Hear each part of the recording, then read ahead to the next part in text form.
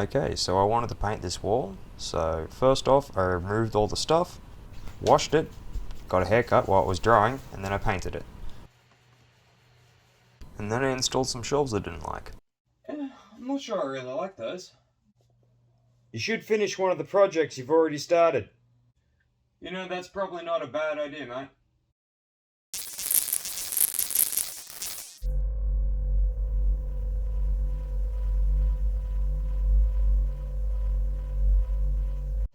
G'day Internet and welcome to another episode of Morgan Makes. I hope you're having a fantastic day. My name's Morgan.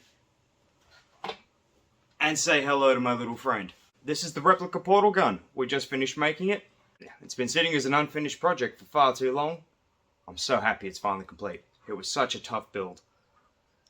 Well, let's see how we built it. Okay, so here's all the parts for the portal gun that I never ended up building. And today we're going to finish it. Portal's one of my favourite game franchises and I can't wait to hang this on my wall. So it turns out I hadn't built all the parts yet. So here's me deplating the nozzle with the new tree supports that I'm just learning how to use. It's so satisfying to peel off.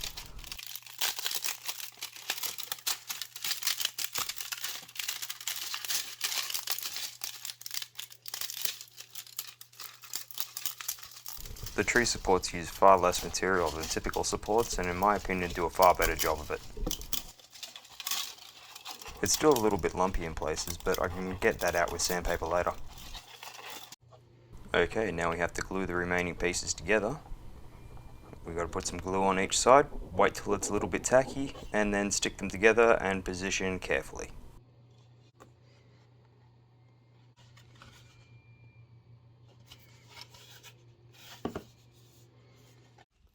And then all the pieces needed to be sanded.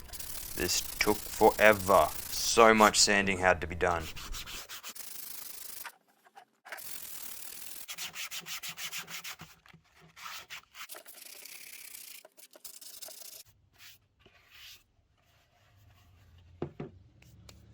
I don't know what went wrong with the filler that I had, but it didn't cure properly, so I had to scrape it all out. And that took a while too. And my second mistake was seeing if I could get away with just painting it from where it is. Yeah, I had to undo that as well. One trip to the hardware store later and I have myself some new putty. Hopefully this is going to set properly this time and I'm not going to have any issues. Sure, 2%.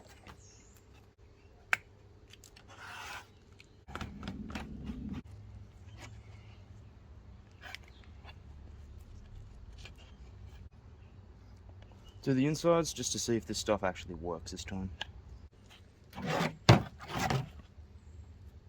It did work, but it ended up needing a little bit more catalyst just to make it a little bit harder, but this was fine anyway. It just took a wee bit longer to cure.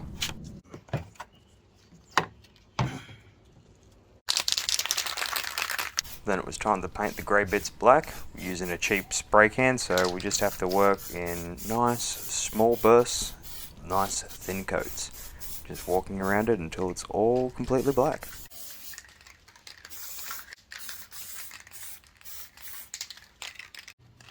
Okay, so then I got a mini Arduino that I didn't eventually use, NeoPixel strip. Got to count how many LEDs to tell the computer. So it's 1, 2, 3, 4, 5, 6, 7, 8, no. Hang on a sec, I gotta take off my shoes. The original instructions called for a clear acrylic pipe, but I didn't want to go out and try and track one of those down. They're not at the hardware store, so I 3D printed one. And here's a drawing I did of the circuit that we're going to use. We've got 31 LEDs in the circuit total, and a little push button to change the state between the lighting modes. It's going to be fun. So here's a little bit of a wiring harness that I made, just so it was kind of easier to thread things through the 3D printed parts when it was time for assembly. This whole exercise just ended up becoming a little bit of practice in soldering. I ended up using an old Arduino Nano that I had lying around. It was nearing the end of its lifespan. It's been used for almost a decade in random projects, so it was time for it to find its forever home. Okay, now it's time for the boring part. Time to find some code. We're just using an example sketch that comes bundled with the library that I'm using. I started off using the NeoPixel library, but we ended up with, in the final version, we were using a fast LED library. The only thing we need to change from the original sketch is how many LEDs are in it. So we'll change that to 31. Alright, turn the power on and let's give her a test toast.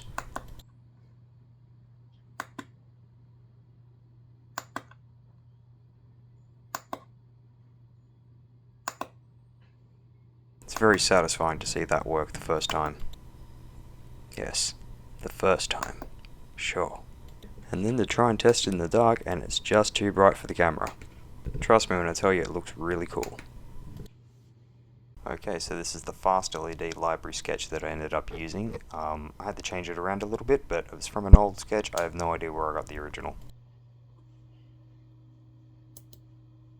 So this is what that code looks like in practice. Yellow, blue, back again, and then off. I was also hoping to get the Atlas and Peabody colours in there, but for whatever reason it wouldn't accept the extra channels, so I just left it with the one. And here we are outside putting some of the pieces together. It was a nice day out, so why not take advantage of it?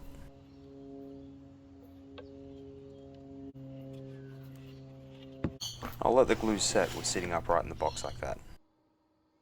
And now I'm going to put the nozzle components together, starting with the LED ring, going to stick that to the transparent part, and then put it all into the nozzle canister. I looked everywhere for my hot glue gun, but I couldn't find it. I don't know where it went.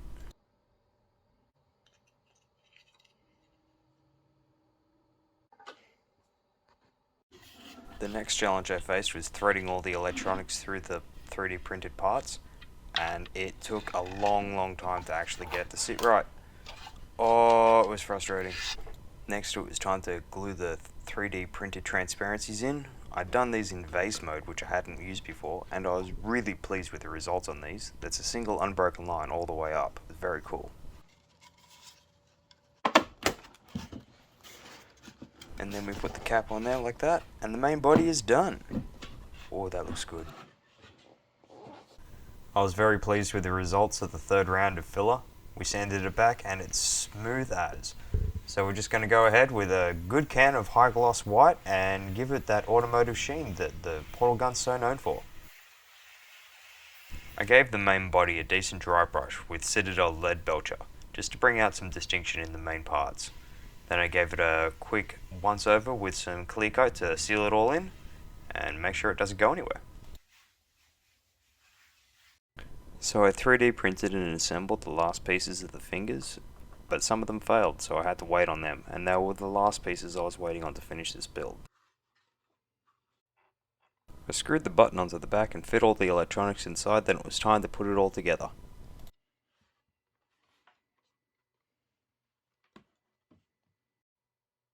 I needed to give it a quick test just to make sure that putting it together hadn't broken anything inside. Then it was time to start putting all the major parts together, starting with the fingers and then moving on to the main body parts.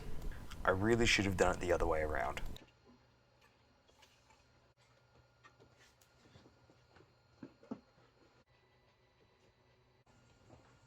Now, I don't know what the original designer had in mind for attaching these two parts together, but glue just wasn't cutting it. These pieces fell apart on me like 4 times.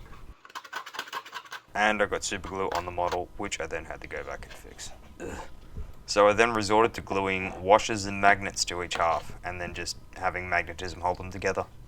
So I can take it off if I ever need to. Well, I guess that's handy.